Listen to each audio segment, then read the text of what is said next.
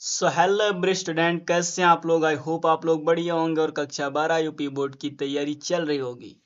तो दोस्तों, श्रवण कुमार का जो चरित्र चित्रण है, इसको आज हम 5 मिनट में पूरा समझेंगे अच्छे से। एग्जाम में बहुत बार पूछा गया, आप लोगों को पता होगा कि श्रवण कुमार का जो चरित्र चित्रण काव्य खंड आता है, ये हर बार एग्जाम में आया हुआ है, चाहे उत्तरी माई हो, 6 माई हो या फिर प्री बोर्ड हो या हमारा बोर्ड हो, सभी एग्जाम में आपको देखने को मिलेगा। ये एकदम मतलब मान के चलिए कि आपका जो है 5 अंक पूरा का पूरा एकदम कंफर्म ही कर लीजिए आप। ठीक है, तो वीडियो को बिना देरी करते हुए आपका छोटा भाई आपको स्टार्ट करता है, यहाँ पे बताएगा कैसे आपको लिखना और कैसे क्या आता है। चलिए यहाँ पे देखते हैं। देखिए, लेजर पॉइंट ले लें, देन उसके बाद बताते हैं ब्रो। ये देखिए, आपको लिखा है, यद्यपि श्रवण कुमार का प्रस्तुत काव्य के मध्यवर्ती सर्गों में ही उल्लेख हुआ है। जो सर्ग ये आपको दिख रहा है यहाँ पर, ठीक है, किंतु प्रत्यक्ष अथवा परोक्ष रूप में कथा की भाव भूमि श्रवण कुमार से ही संबंध में है। इस दृष्टि से विचार करने पर श्रवण कुमार प्रस्तुत काव्यखंड का प्रमुख पात्र अथवा नायक है। ठीक है, नायक मीन्स हीरो बोल सकते हैं आप। वह सरयू वन में अपने अंधे माता पिता की सेवा में रत हैं, मतलब रहते या फिर जा रहे थे। उसके पिता, किसके, श्रवण कुमार की, वैसे तथा शूद्र हैं, मतलब माता क्या है, शूद्र हैं, और उनकी जो पिता है वो वैसे हैं। भारतीय संस्कृति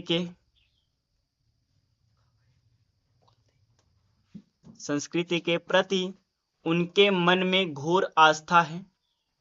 उसके चरित्र की निम्नलिखित विशेषताएं हैं। वक्र हो गया या झुक जाते हैं, पुत्र के मृतपांग परिपाक, तुम हमारे अकेलेपन के स्वर्ग किंतु अपने सैकड़ों बाणने। ये जो चरित्र चित्रण है मेरे भाई, इसमें श्रवण कुमार के पिता और जो माता थे, दोनों क्या थे, अंधे थे, उनको आंख से दिखाई नहीं देता था। और श्रवण कुमार जो थे वो बहुत ही दयालु और मेहनती थे। वो अपने माता पिता के प्रति बहुत प्रेम करते थे। ठीक है, माता पिता का अन्यन भक्त श्रवण कुमार अपने माता पिता का अन्यन भक्त है।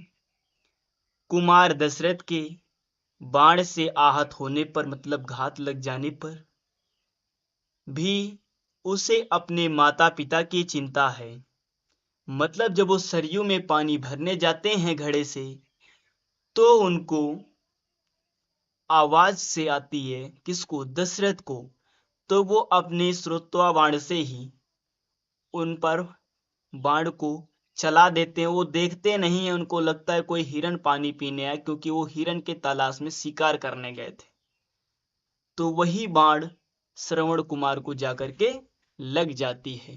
ठीक है, और तब भी बाण लग जाने के पश्चात भी, ये देखिए ना, बाढ़ से आहत होने पर भी उसे अपने माता पिता की चिंता है। वह कहता है, क्या कहता है, मुझे बाण की पीड़ा संप्रति उतनी नहीं सताती है, पितरों के भविष्य की चिंता जितनी व्यथा बढ़ाती है। मतलब उनके कहने का अर्थ ये भैया समझिएगा, मुझे बाण की पीड़ा नहीं है, उतनी वो नहीं मुझे सता रही है, जितना मुझे पितरों के भविष्य की चिंता, मतलब अपने पिता की भविष्य की चिंता उन्हें व्यथा बढ़ाती है, मतलब मुश्किलें बढ़ा रही हैं। ठीक है ना, ऐसा कौन कह रहा है, श्रवण कुमार जी कह रहे हैं। मैंने आपको जो थंबनेल में लिखा है 5 मिनट, उतने पर आप नहीं जाइएगा, आपको टाइम लगेगा, लेकिन आपको एक बार देख लेने से आप ऑटोमेटिक, यानी कि अपने आप सेल्फ खुद से लिख पाएंगे क्या, चरित्र चित्रण हमारा है जो चल रहा है, किसका, श्रवण कुमार जी का। यहाँ पे देखिए, त्यागी, निश्चल तथा निरपराधी, ये होता है दूसरा आपका हेडिंग है। श्रवण कुमार वन में रहकर एक त्यागी, निश्चल और निष्प्रिय जीवन, मतलब निष्प्रिय मतलब बिना किसी के साथ जीवन बिताने वाला युवक है। ठीक है, वह जानते हुए कोई अपराध नहीं करता। बाण लग जाने पर वह आत्म चिंतन करता है। ठीक है, क्या चिंतन करता है? अपरिग्रह विपिन वासी को नगर चतुरी से क्या काम, फिर भी बाण चला कर मेरा किया किसी ने काम तमाम। ये कौन बोल रहा है? ये हमारे श्रवण कुमार जी बोल रहे हैं। ठीक है, अप्रेम विपिन वासी मतलब मैं किसी से कोई मतलब नहीं रखता हूं। नगर चतुरी से क्या काम, मुझे नगर लोगों से कोई काम नहीं। फिर भी बाण चला कर मेरा किया किसी ने काम तमाम, मतलब मुझे मार दिया। ठीक है, ये कौन बोल रहा है भैया? हमारे श्रवण कुमार जी बोल रहे हैं। नेक्स्ट है क्या? आत्मसंतोषी और निर्द्वंद्व। ये है श्रवण कुमार वन्य पदार्थों से ही अपना जीवन यापन कर परम संतुष्ट हैं। अपना जीवन व्यतीत करके अपना क्या है? परम संतुष्ट है अपने माता पिता के प्रति। वह किसी को पीड़ा नहीं पहुंचाता।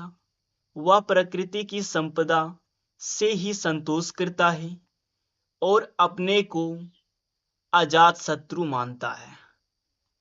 ये कौन मानता है? हमारे चित्रण जो है लिखा गया श्रवण कुमार का। यथा वन्य पदार्थों से होता रहता मम जीवन निर्वाह, ऋषि हूं नहीं किसी को पीड़ा पहुंचाने की ओर मैं चाहूं। मतलब उसके मन में किसी को पीड़ा पहुंचाने का कोई मन में वो नहीं है लालसा। न ये ऋषि है, न पीड़ा पहुंचाने का काम करता है। ठीक है, भारतीय संस्कृति का उपासक। चौथा नंबर हमारा संग्रह है। श्रवण कुमार भारतीय संस्कृति का घोर उपासक है। माता पिता गुरु और अतिथि सेवा को अपना धर्म मानता है। श्रवण कुमार क्या है? भारतीय संस्कृति का घोर उपासक है। माता पिता को गुरु और अतिथि को सेवा को अपना धर्म मानता है। मतलब अपने गुरु और अपने माता पिता को, अतिथि यानी मेहमान को, सेवा को क्या मानता है भैया? धर्म मानता है। यही सभी को ठीक है अपना धर्म मान लेता है। बाण से आहत होने पर भी पास खड़े दशरथ के आतिथ्य सत्कार के लिए बेचैन हो उठता है। मतलब राजा दशरथ के दर्शन को पा करके वो सत्कार के लिए बेचैन हो उठता है, मतलब सम्मान के लिए। श्रवण कुमार आहत अवस्था में दशरथ से अपने मनोभावों को प्रकट करता है। जो उसके मन में विचार था वो प्रकट करता है। क्या प्रकट करता है? पर दुख का तर कहें सदा से कैसे धन्यवाद दूं मैं, आए निज नयन नीर से पावन पद पखार लूं मैं। मतलब दुख तो कातर कहीं, सदा से कैसे धन्यवाद दूं मैं। मतलब राजा दशरथ को बोल रहे हैं आए निज नयन नीर से, मतलब आंख से आंसू बह रहे हैं। पावन पद पखार लूं मैं, मतलब उनके चरण को स्पर्श कर लूं। ऐसा कौन बोल रहा है? हमारे श्रवण कुमार जी बोल रहे हैं।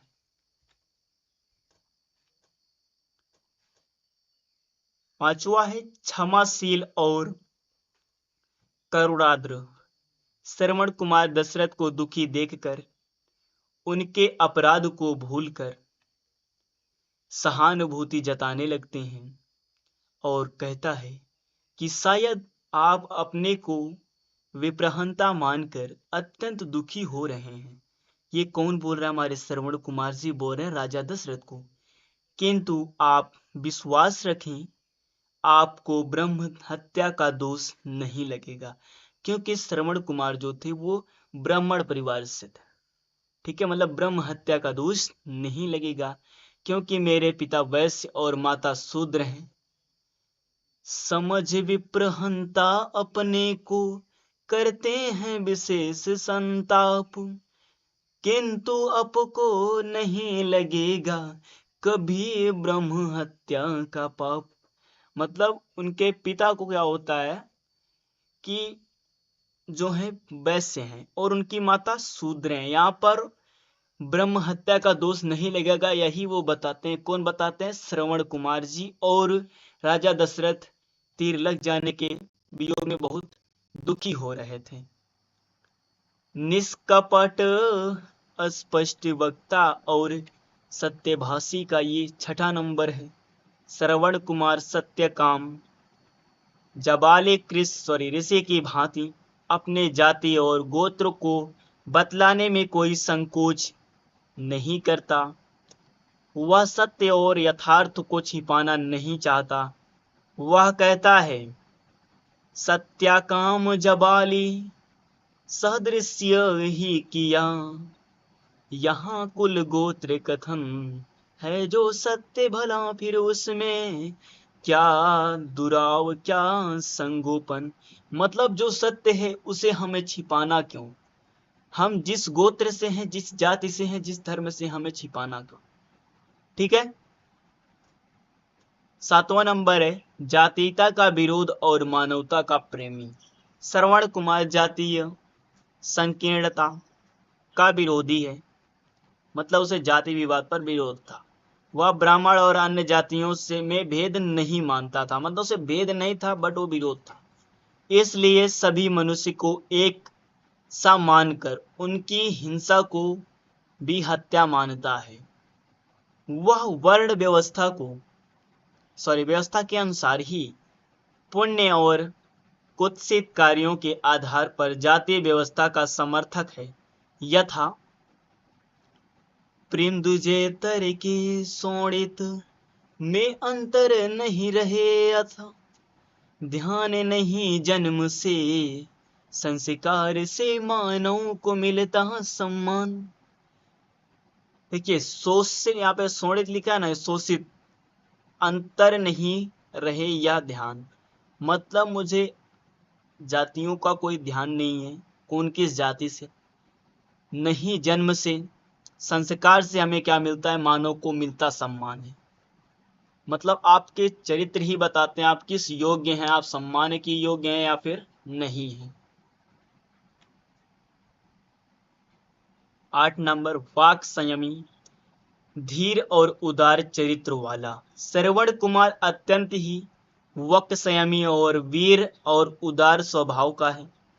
अपने पितृहंता दशरथ को सामने देख भी उत्तेजित नहीं होता, बल्कि विधि की विडंबना कहकर दशरथ को निर्दोष मान लेता है, क्योंकि उसको दशरथ जी ने ही तीर मारी थी, लेकिन उत्तेजना ना होकर के उसे खुद का विडंबना मार लेता है। क्योंकि मान लेता है भैया, क्योंकि वो संतोषी था, दशरथ को दोषी नहीं मानता। स्वयं दशरथ इस बात को स्वीकार करते हैं कि मैंने ही हत्या की। अन्य वाक्य संयम मुनि सुत का बने नारी क्यों, उनके ही मित्र स्यु स्यु अधम हेय मैं कितना, पर उनका समुदात चरित्र। अपने अधम प्राण हंता को पा करके ही आत्म समक्ष विधि विडंबना कहाँ मृत्यु का कारण लें, मेरा ही पक्ष। इस प्रकार श्रवण कुमार का चरित्र अत्यंत ही उदार मानवीय भावनाओं तथा सांस्कृतिक आदर्शों से अनुप्राणित है।